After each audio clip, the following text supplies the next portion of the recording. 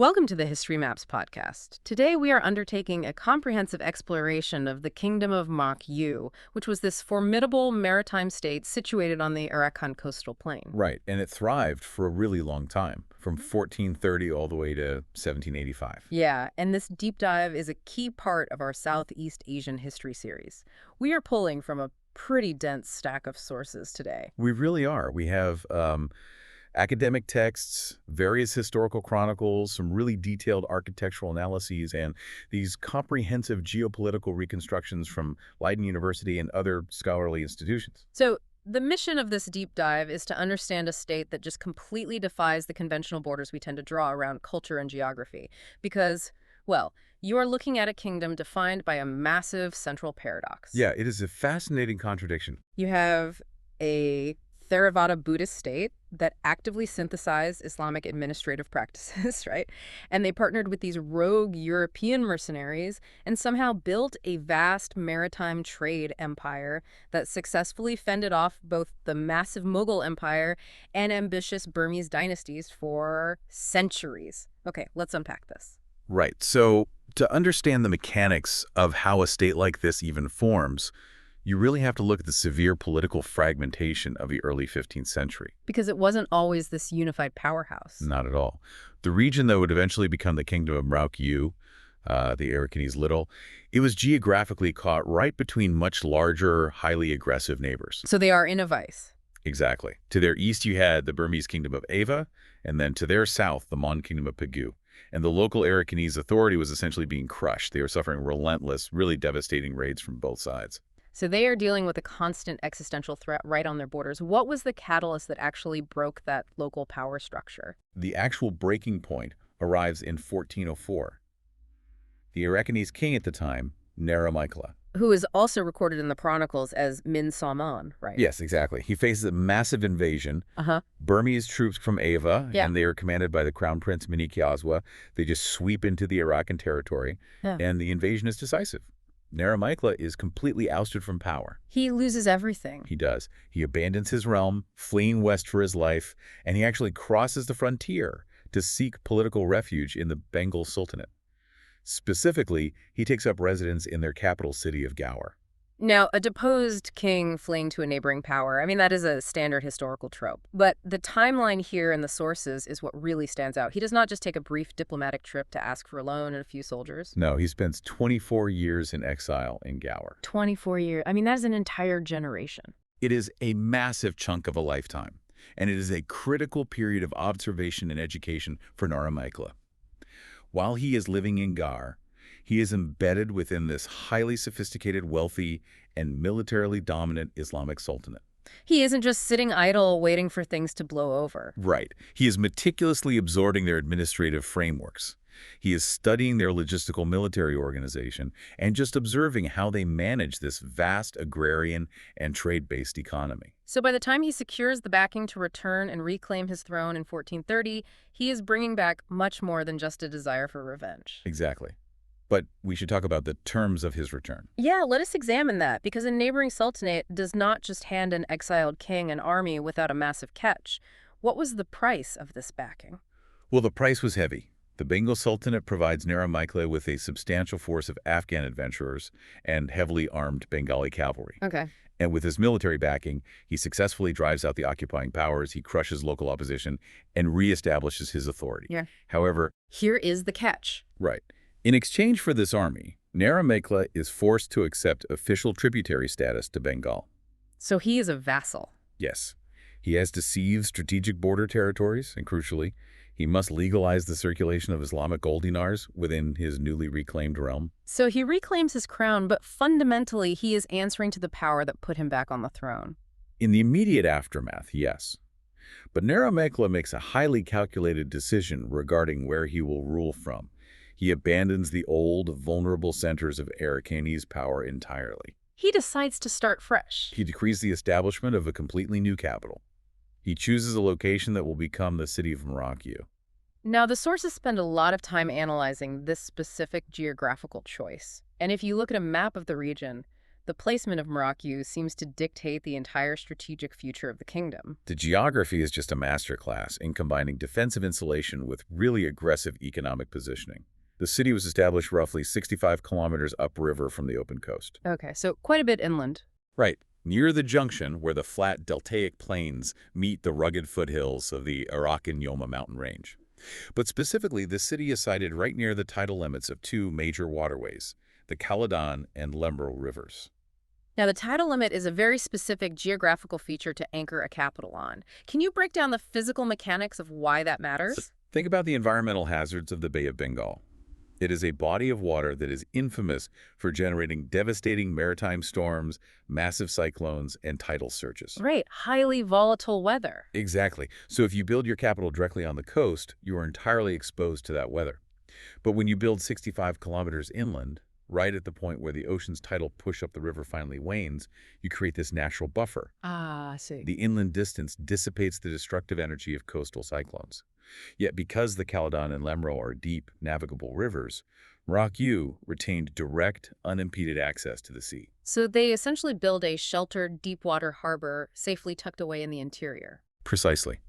They could launch naval fleets or receive heavy foreign merchant galleons right at the steps of the capital, and they never had to worry about a sudden storm wiping out their entire infrastructure. That is brilliant. Furthermore, they had a massive geological shield to their east, which is the Arakanese Mountains. Right. This is a long, steep, incredibly dense jungle-covered range. It acted as a formidable physical barrier separating Mrauk U from the central Irrawaddy Valley of Burma. So the rival kingdoms of Ava and Pegu, they could not simply march a traditional massive land army over those mountains. No, the logistics of moving tens of thousands of men, elephants, and supply trains through that specific terrain would result in mass starvation and disease before they even reached the Arakanese border. The mountains dictated the orientation of the state. Exactly. Mrauk U was naturally oriented westward toward the sea, while its back was heavily protected. That covers their physical security, but a capital city needs a massive caloric baseline to survive. You have to feed people. And they had the perfect setup for that. The topography of the Mrauk U hinterland sloped gently from north to south. So as the Daulat and Mrauk rivers flooded and receded every year, they deposited rich, nutrient-heavy alluvial soil all across those valleys. Just constantly renewing the farmland. Right. Combine that soil with an environment that receives an average annual monsoon rainfall of over 200 inches, and you have the perfect conditions for intensive, highly productive rice cultivation. 200 inches of rain is a staggering amount of water to manage. It requires really complex management, but it yields reliable, massive food surpluses. This agricultural engine insulated the kingdom from the crop failures that plagued other regions, and it supported rapid demographic growth. So they achieved food security, physical isolation from land invasions, and direct maritime access, all in a single, highly engineered location. Yes. It functions almost like a tidal fortress with a mountain range acting as a heavily guarded back door. Does the actual name of the city, Mrauk U, reflect this level of strategic intent? Well, the etymology of Mrauk U is widely debated among scholars, actually, and the different translations reveal how the culture constructed its own historical identity. Okay, what is the first theory? One prominent Arakanese scholarly translation renders Mrauk U as the first accomplishment. The first accomplishment. Yes, and this interpretation connects the founding of the city to a historical reference from centuries earlier. It points back to a legendary 10th century Arakanese prince named Pai Fru, who supposedly decimated an invading Pew army near this exact region. Reclaiming the ancient throne of Waithali. Exactly. So by calling it the first accomplishment, Nuramichla is deliberately linking his own return from exile and his victory over occupying forces to this deep legendary lineage of repelling foreign invaders. It is a highly effective branding exercise in political legitimacy. But there is another theory in the sources, right? Yes. There is also a second, more mythical translation embedded in local folklore, which translates Mrauk U as monkey's egg. Monkeys? Yes. The myth describes a lonely female monkey living in the pristine wilderness who encounters a peacock. They cohabit, and the monkey lays an egg. Okay. And from this egg hatches a mighty human prince who eventually builds a city on the exact spot of his birth. That is quite the departure from a straightforward tale of military victory. What purpose does a foundational myth about a monkey and a peacock serve? Well, it grounds the city's existence in the natural landscape and divine, sort of magical origins, rather than just the brutal realities of 15th century warfare. It gives it a mystical weight. Right. But whether the population believed it meant the first accomplishment of a great warrior or the magical birthplace of a monkey's egg, the isolated fertile location allowed Naramekla to build something entirely unprecedented. Because he applied the lessons of his 24-year exile to create a highly unusual cultural fusion. Yes, he did. And this brings us to the actual administration of the Mrauk U state, which completely deviates from almost every other polity in mainland Southeast Asia.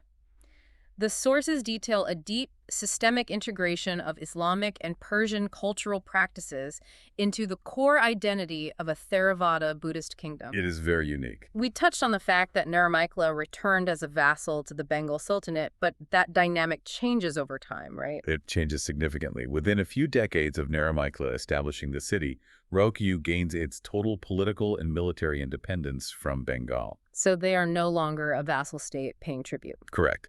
But instead of purging the Islamic administrative influences that were imposed upon them during their vassalage, the subsequent Arakanese kings consciously choose to retain, adapt, and even expand upon these Persian and Islamic cultural practices. They actually weave it directly into the fabric of the royal court. They do. Let us look closer at the specific mechanisms of this fusion. How did these Buddhist kings present themselves to the world? The presentation was entirely dualistic. The kings of Mrauk U, while continuing to patronize Buddhist monasteries and build these massive Theravada temples, they began officially assuming Islamic titles alongside their traditional Pali titles. So you have a monarch with a traditional Buddhist royal name simultaneously styling himself as a Shah or a Sultan in official state correspondence. Exactly. And the royal court formally adopted the custom of taslim. Let's break down the taslim for a listener who might not be familiar with the physical action of that greeting. Sure. The taslim is a traditional Muslim salutation of respect and submission. It involves bringing the back of the right hand to the ground, then raising it slowly until the palm rests upon the crown of the head, and it is often accompanied by a slight bow. So it is a highly specific, physically embodied practice of Islamic court etiquette. Yes.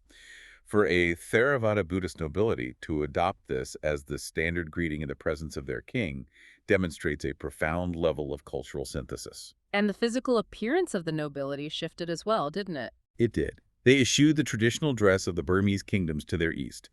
Instead, they were wearing elaborate Persian-inspired robes and the distinct conical hats that were the height of fashion in Isfahan and Mughal Delhi. Now, a king's wardrobe and the titles he uses in letters are one thing, but the most concrete physical evidence of this dual identity is found in the foundation of their economy, which is their numismatics. Yes. The coins? The coins of Mrauk U are a physical manifestation of this paradox. The coinage is the clearest articulation of what scholars call their dual legitimacy matrix.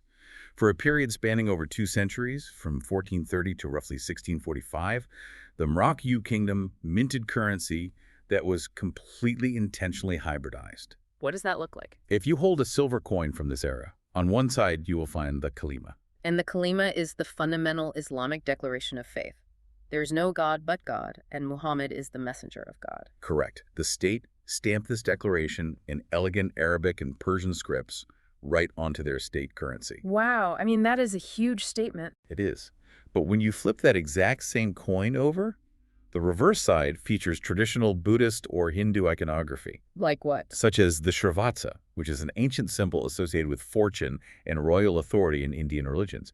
And that is stamped right alongside the reigning king's name, inscribed in the native Arakanese script. So if you are looking at a state minting coins with the core tenet of Islam on one side and a Buddhist symbol on the other, you really have to ask about intent. Absolutely. Was this dual identity born out of a genuine theological embrace of both faiths, or was it a calculated geopolitical strategy designed to manage their diverse population and appease foreign trading partners? Well, according to the analysis, it originated as a highly pragmatic, calculated economic strategy.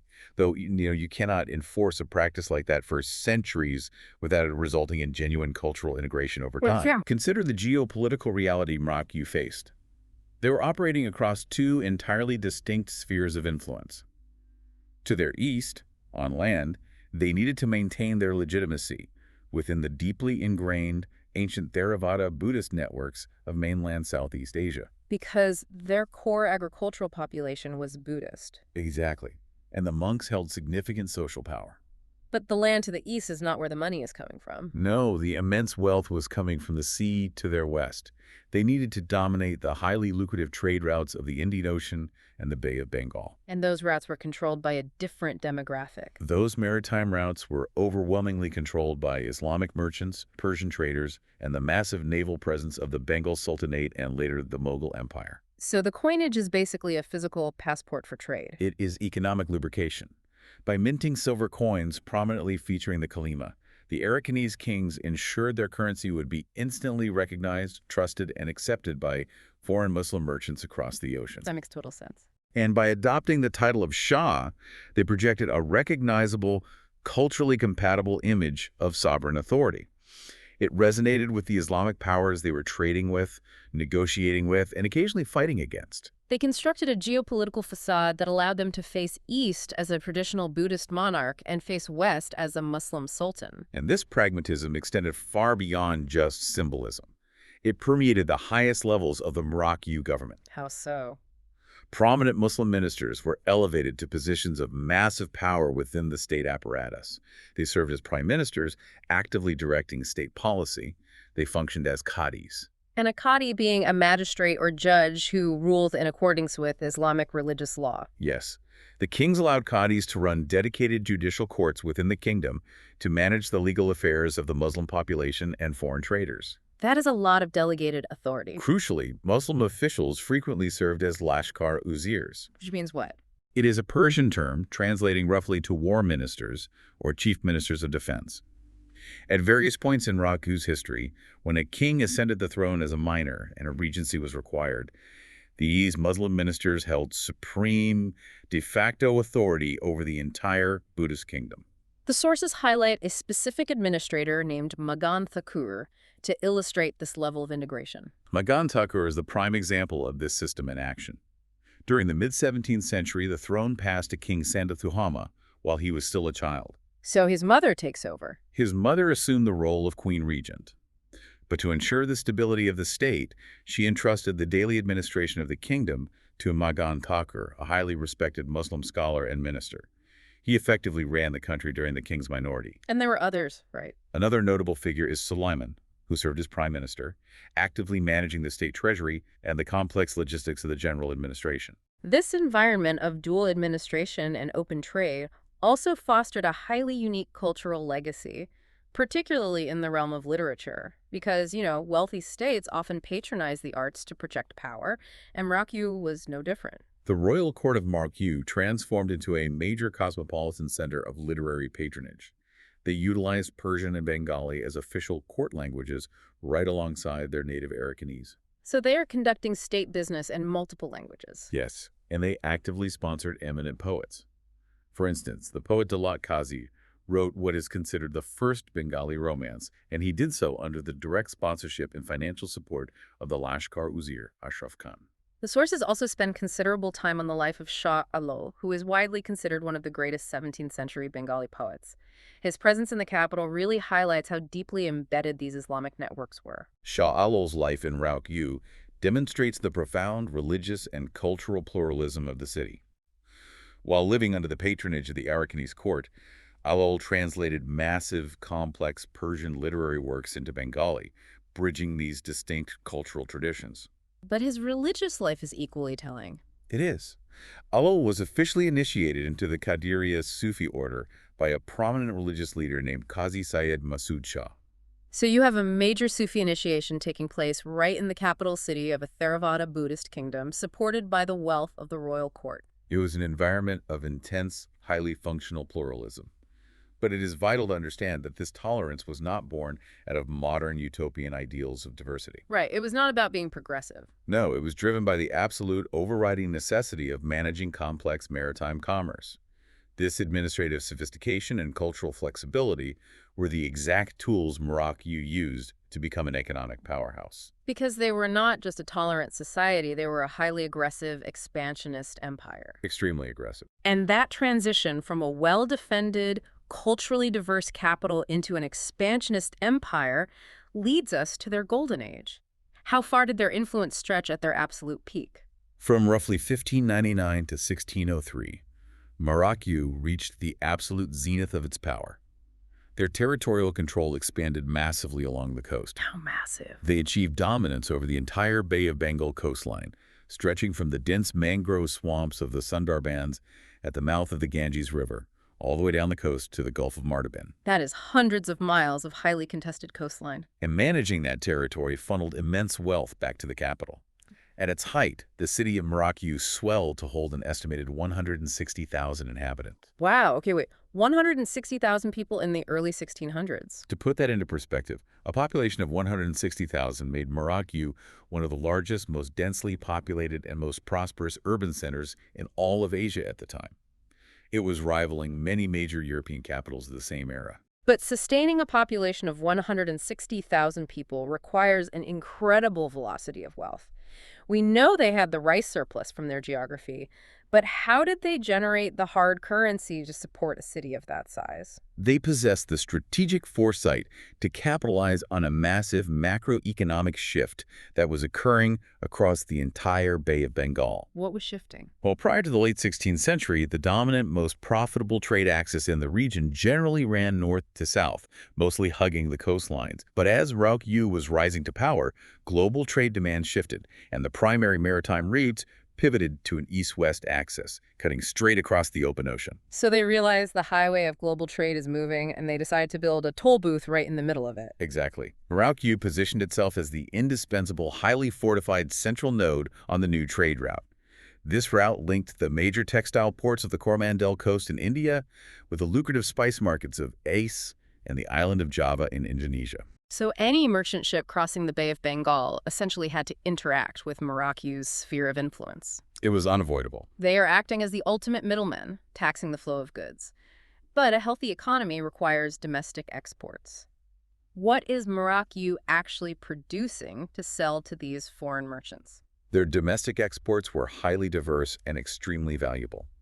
From their engineered, flood-irrigated hinterlands, they exported massive quantities of surplus rice, acting as a regional breadbasket. Okay, rice. What else? They tapped into the jungle interior to export ivory, valuable tree sap used in varnishes, and thousands of deer hides. They also exported saltpeter, Which was a vital chemical component for manufacturing gunpowder. making it a highly strategic resource for any expanding empire.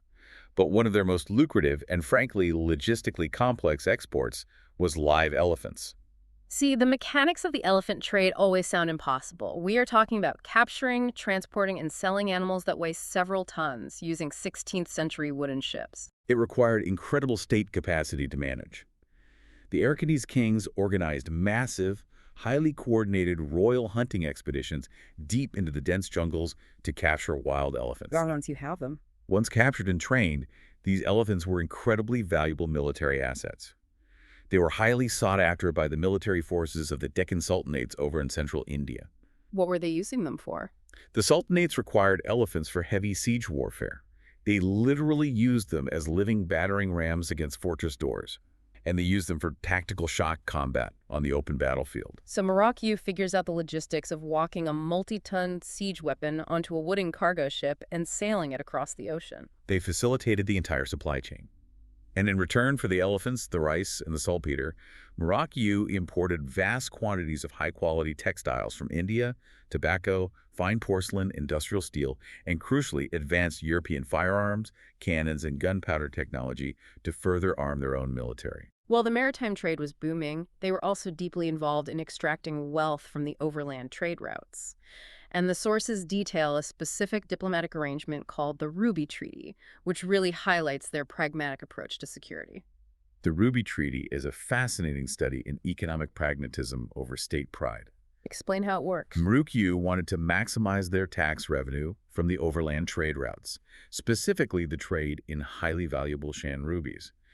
These gems were mined deep in the interior and carried by merchants toward the massive markets in Bengal and mainland India. Right. However, the coastal waters were heavily infested with ruthless pirates.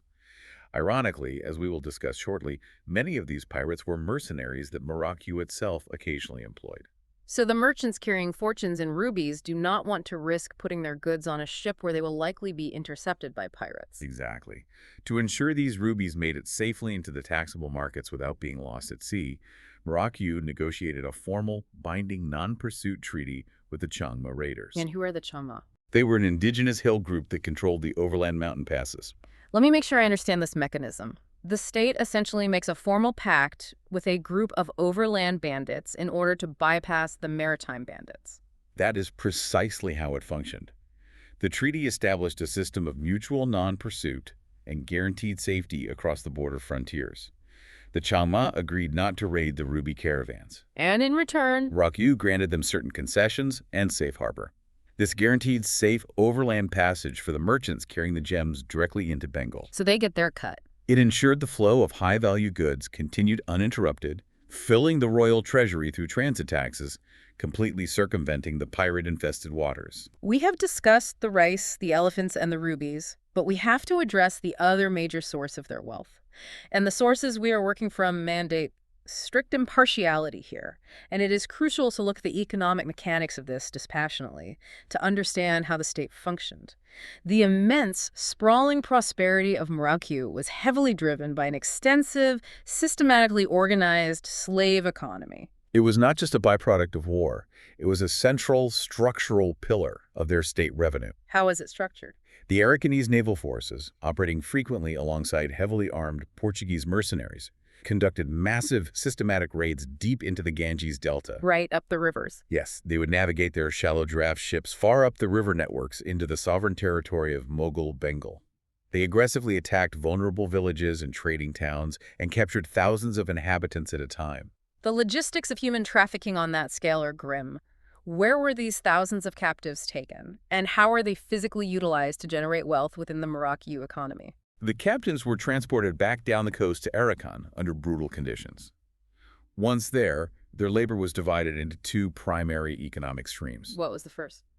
A massive portion of the captives were forcibly settled in the Caledon and Lemro River valleys. They were utilized as agricultural laborers. Remember, the Mrauk U state was constantly trying to expand its agricultural frontier, essentially terraforming dense, malarial jungle into highly productive irrigated rice paddies. Terraforming jungle by hand requires millions of calories of labor. The captives provided the massive expendable workforce required for this grueling cultivation and hydraulic engineering. They were the physical engine that produced the massive rice surpluses the state relied upon for export.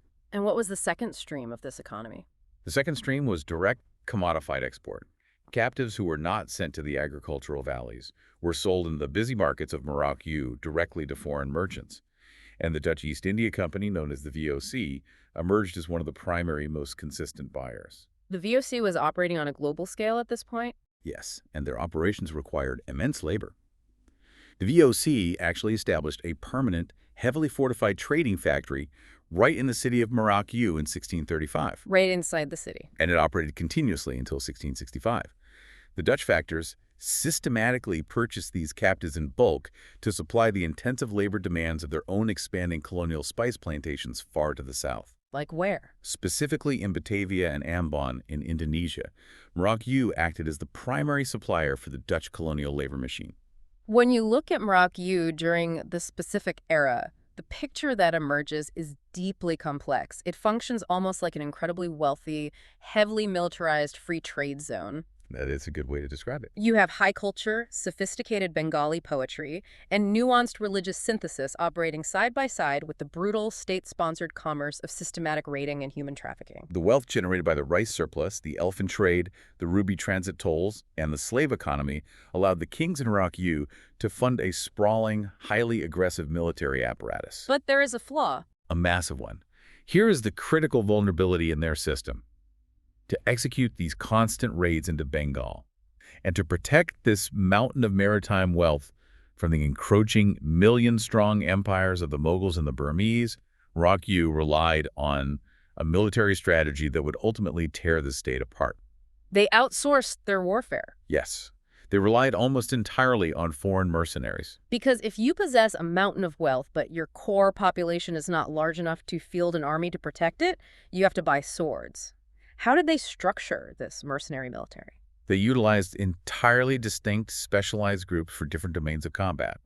At sea, to dominate the coastal waters and river networks, the Arakanese kings employed Portuguese mercenaries who were known locally as Chittans. A Chitin is not a formal naval officer, correct? No, Chittans were essentially rogue, heavily armed merchant warriors. They were operating completely outside the official legal control of the Portuguese crown, or the formal Estado da India based in Goa. So they were freelancers with cannons. Exactly. And on land, to defend the capital and the borders, the Mrauk U kings relied heavily on hereditary specialized defense forces. The most notable and feared of these were the Kamen Bowmen, Who were they? a highly disciplined force of Muslim archers. Let us start by looking at the naval forces, the Portuguese Chitens.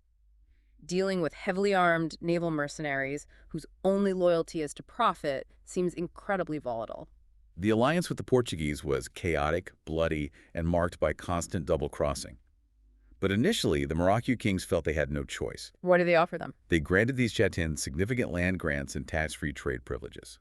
They allowed the Portuguese to form highly autonomous, fortified enclaves in vital port cities like Chittagong and Dayanga. Well, give them so much autonomy. The kings needed the Portuguese because these mercenaries possessed advanced deep-water naval technology, superior cast metal cannons, European firearms, and a ruthless, experienced capability in maritime warfare that the Arakanese simply lacked. But when you invite wolves to guard your sheep, you eventually have a problem.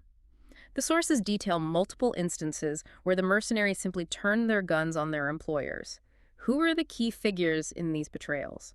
Two figures perfectly illustrate the danger of this strategy: Felipe de Brito y Nicote and Sebastian Gonçalves Tibau. Let's talk about De Brito first. De Brito was a mercenary commander who eventually revolted entirely against the Arakanese king.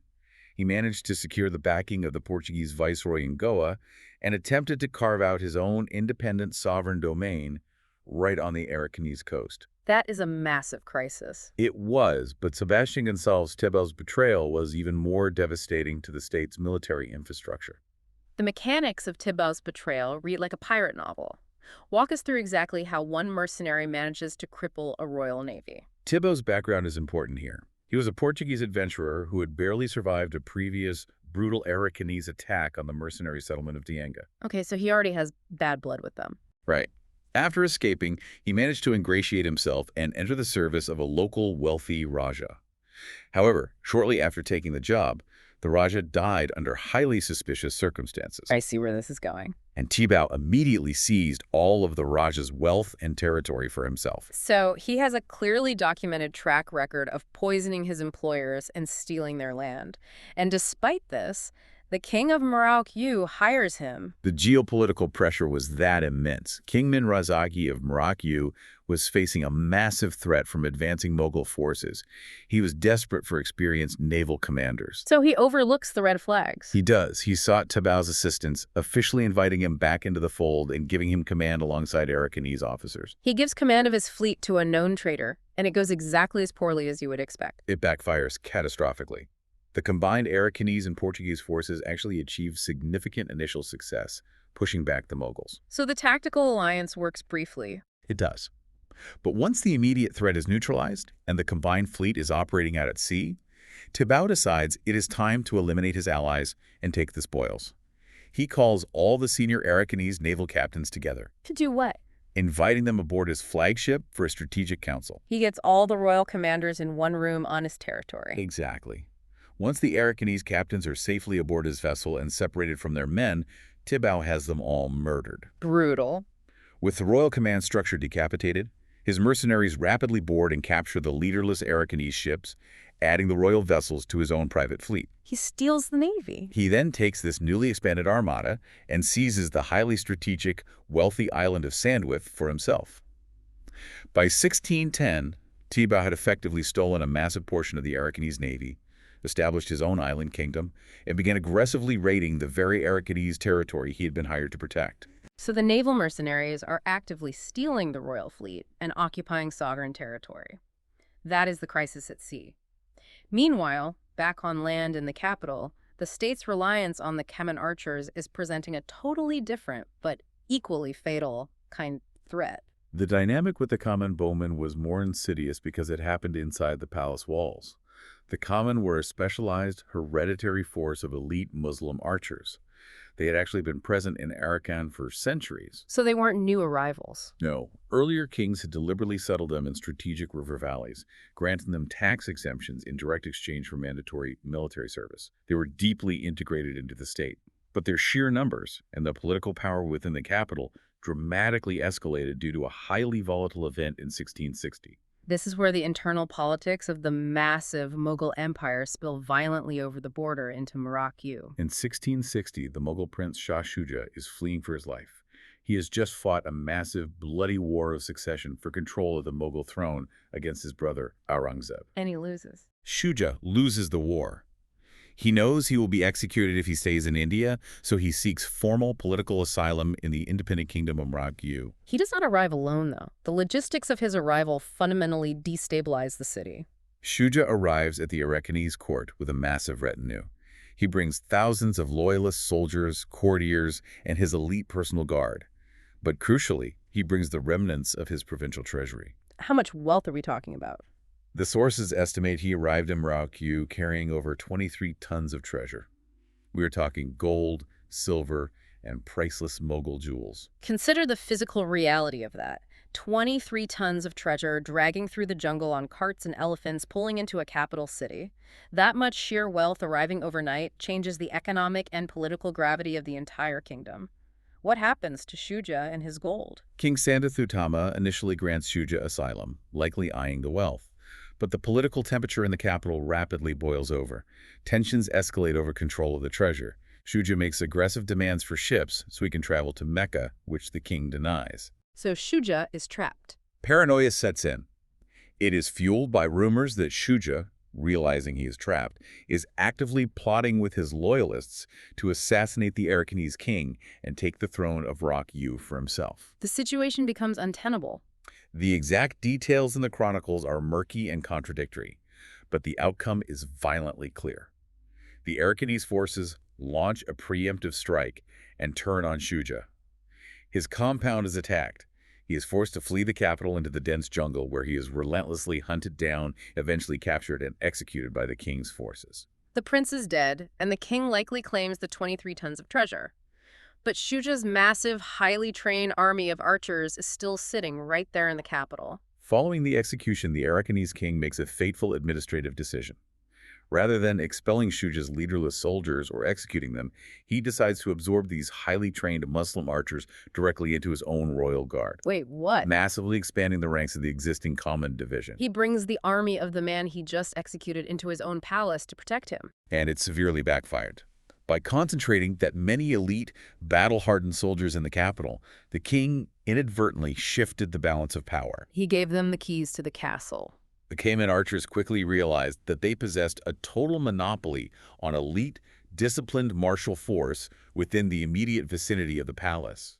Over the following decades, the Cayman archers transformed from loyal royal bodyguards into ruthless Praetorian kingmakers. They realize they do not need to take orders from the man on the throne if they have the power to simply replace the man on the throne. Exactly. They began operating with total impunity.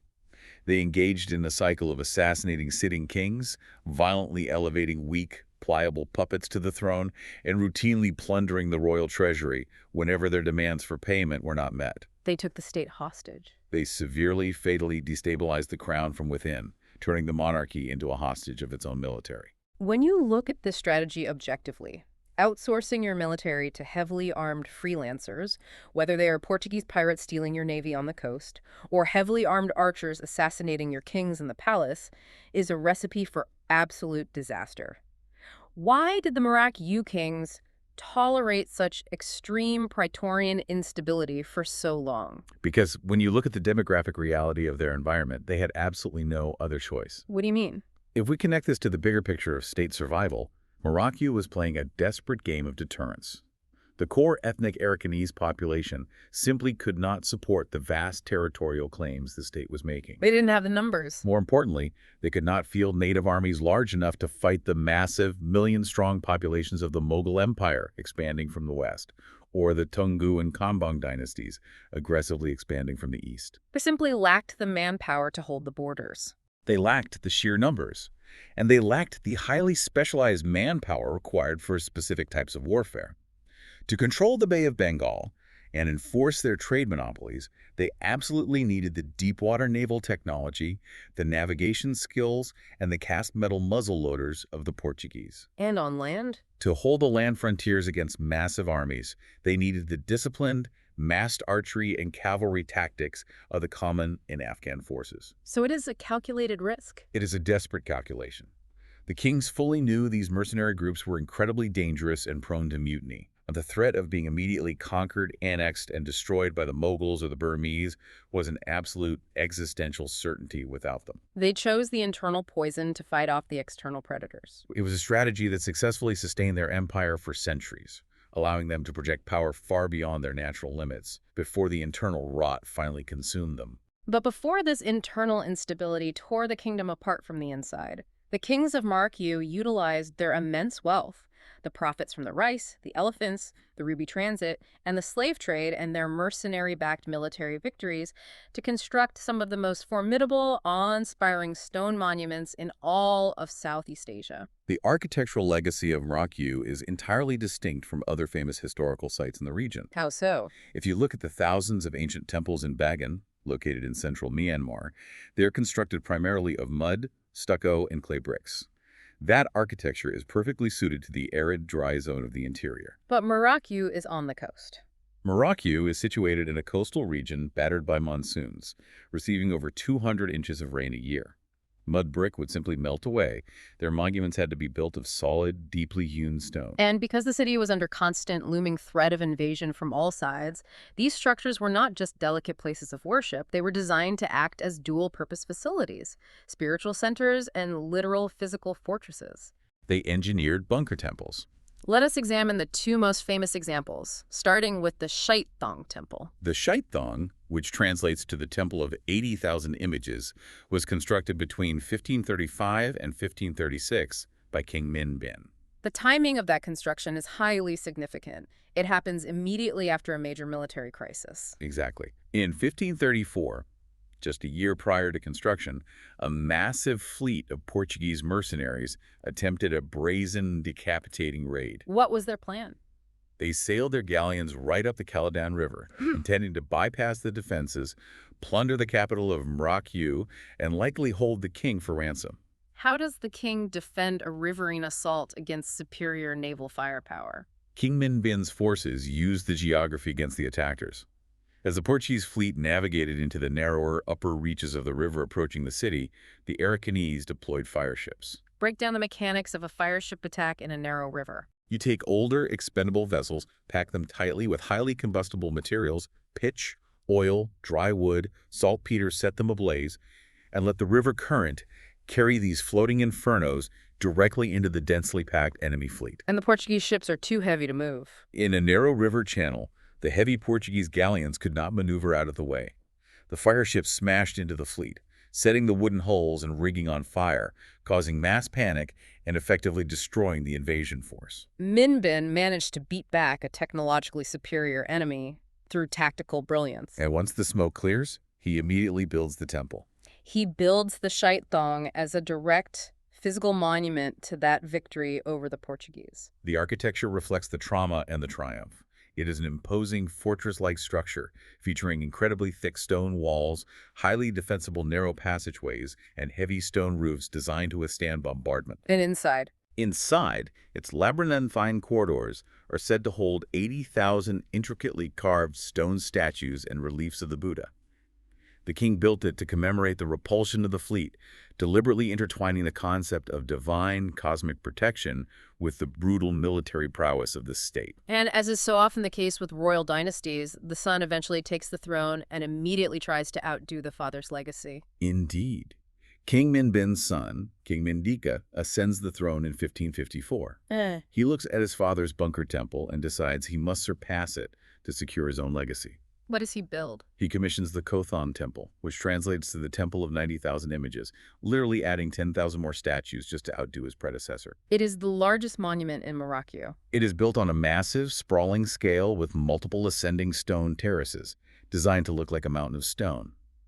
But interestingly, when you look at the archaeological evidence, it suggests the Koe-thaung was never fully completed. Why abandon the largest monument in the city halfway through construction? It comes down to economics and logistics. During King Mendika's reign, the kingdom briefly lost military control of the wealthy, vital port city of Chittagong. The cash flow stops. When Chittagong fell, the massive tax revenue stopped flowing into the capital, and more importantly, they lost access to the highly skilled Bengali stone craftsmen and laborers necessary to finish the intricate work. So the building halts. The unfinished temple stands as a testament to how closely Mrauk U's religious architecture was tied to the constant flow of maritime wealth. Beyond the scale of the walls, the artwork carved inside these temples serves as a highly detailed, permanent historical record of the specific people who funded and built them. The internal architecture of power is fascinating to analyze. If you walk through the inner, dark passageways of these temples, specifically the Shittaung and the later Dukhanthein Temple, the walls are entirely covered in intricate stone carvings. But these are not just depictions of religious deities or abstract mythology. No, the walls feature highly detailed, personalized depictions of male and female donors, the wealthy nobility of Mrauk U. They carved themselves into the sacred space. They meticulously recorded their own status for eternity. The carvings detail the elaborate, heavy court attire, the specific styles of heavy jewelry denoting rank, and most notably, they catalog 64 distinct traditional hairstyles worn by the late 16th century Arakanese nobility. But even more revealing regarding their geopolitical reality, you also see clear carvings of Portuguese men identifiable by their distinct European clothing and facial hair physically paying obeisance, bowing to the Buddha alongside Arakanese lords. The state was permanently etching the controversial mercenary alliance into the sacred stone, normalizing their presence within the cosmic order. But the defensive engineering of the city was not limited to building thick temple walls and carving statues. They actually weaponized the natural landscape itself. The hydraulic engineering of Mrauk U was incredibly advanced, far surpassing simple moats. They didn't just build stone walls to keep people out. They engineered systems to manipulate the massive monsoon-driven amounts of water in their environment to actively destroy attackers. Give us an example of this. A prime example of this is the Laksaikan moat and its associated defensive gates. How do you weaponize a moat beyond just filling it with water? You turn it into a controlled flood weapon. Yeah. The Arakanese engineers utilized the natural topography. They connected the ends of two natural parallel hill ranges by constructing massive, impermeable stone embankments between them. So they basically dammed it up. This created a massive artificial reservoir. Within these embankments, they installed a highly sophisticated, calibrated system of mechanical sluices, all controlled from a massive fortified western gate.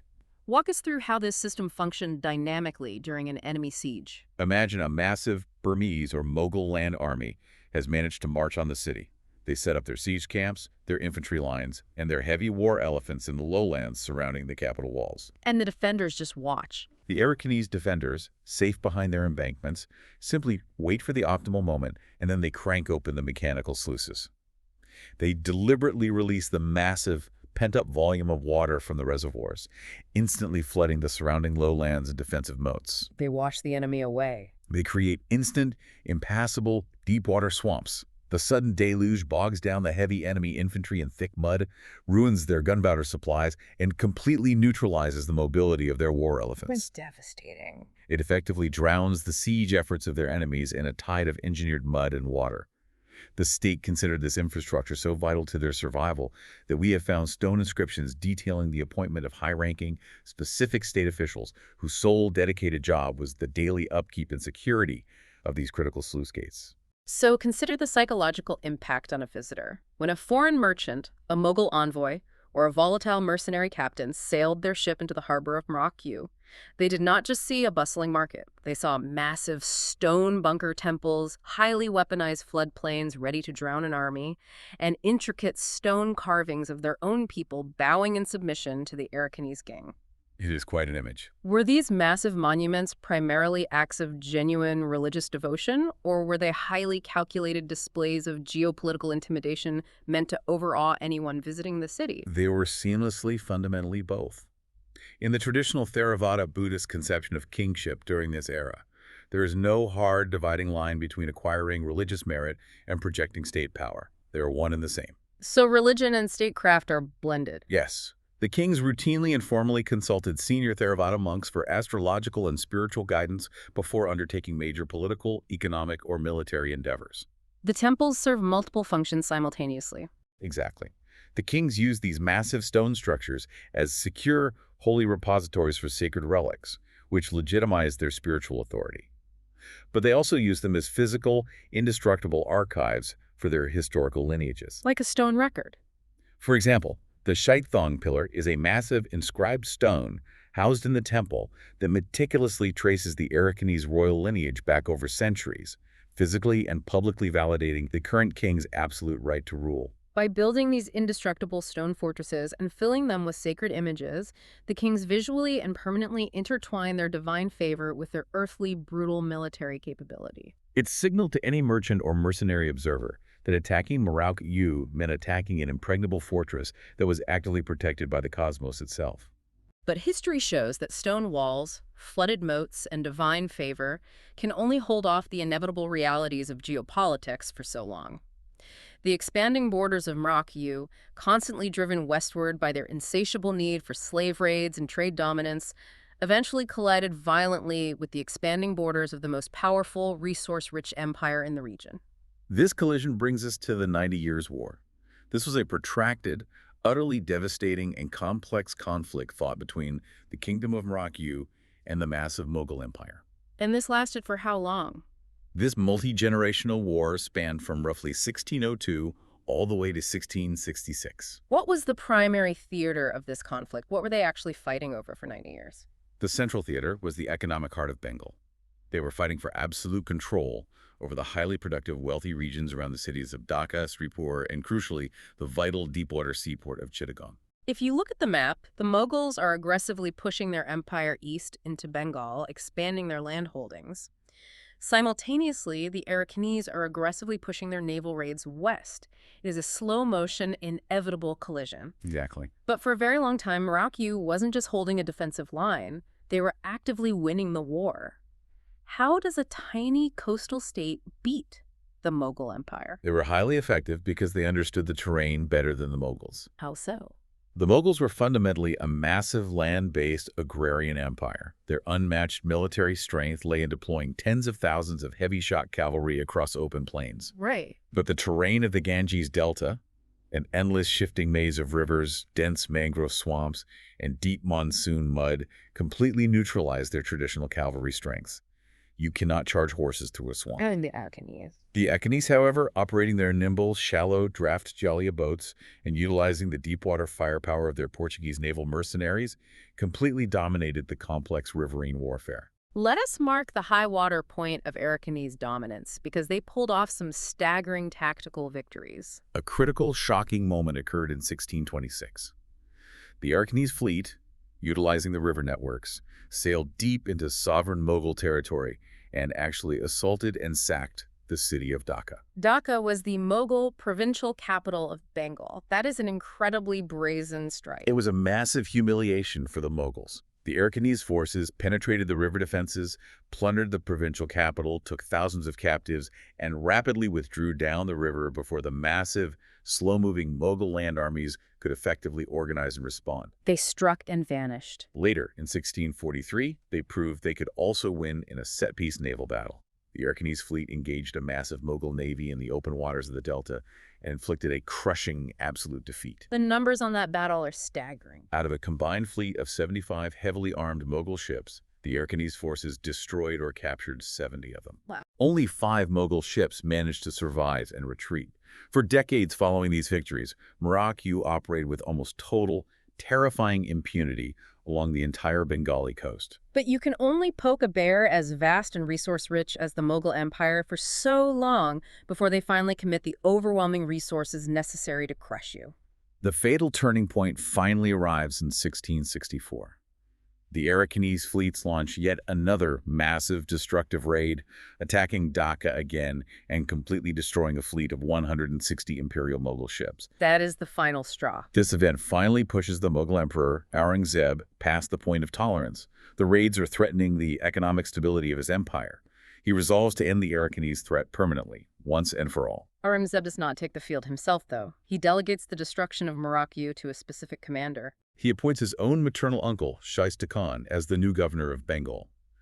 Aurangzeb grants Shaista Khan vast, almost unlimited imperial resources and gives him a single, clear mandate: conquer the port of Chittagong, destroy the Arakanese navy, and end the pirate threat forever. But Shaista Khan is facing the exact same swamps and river networks that defeated previous Mughal commanders. How does he accomplish what everyone else failed to do? Shaista Khan uses a combination of overwhelming logistical preparation and brilliant targeted diplomacy. First, he addresses the naval deficit. He uses the vast resources of the empire to rapidly construct a massive new fleet of hundreds of specially designed riverine ships. He builds a custom navy. He trains new crews and heavily arms them. But his most decisive, brilliant move is targeting the structural weakness of the Arakanese military. He breaks their alliance with the Portuguese mercenaries. How do you convince mercenaries who have been allied with Mrauk U for decades to suddenly switch sides right before a massive war? Shaista Khan identifies the friction. He knows the Portuguese chieftains in Chittagong only care about profit and survival.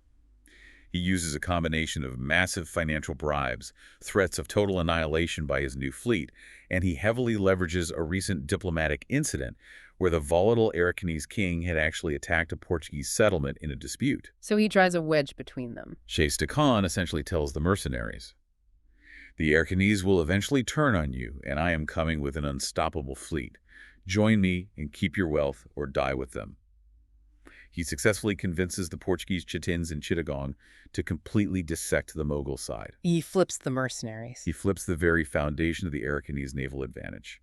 Without the deep-water technology, the cannons, and the experienced captains of the Portuguese, the Arakanese royal fleet is instantly severely weakened. And then he attacks. In 1666, Shaista Khan launches his massive, coordinated land and sea assault. The new Mughal fleet, aided by the Portuguese defectors, engages the crippled Arakanese navy. The Mughals systematically bombard and reduce the Arakanese coastal forts, overwhelm the defenders, and successfully conquer the vital city of Chittagong. This loss of one city is the fatal blow for the entire Kingdom of Mrauk U. It is the absolute beginning of the end. By losing Chittagong, Mrauk U lost strategic control of the Naf River estuary.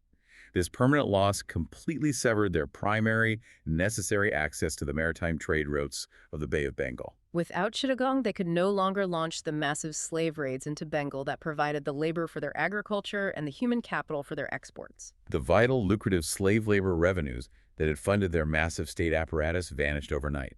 They were permanently locked out of the Indian Ocean economy. The economic engine of the state just stops. Instantly and completely.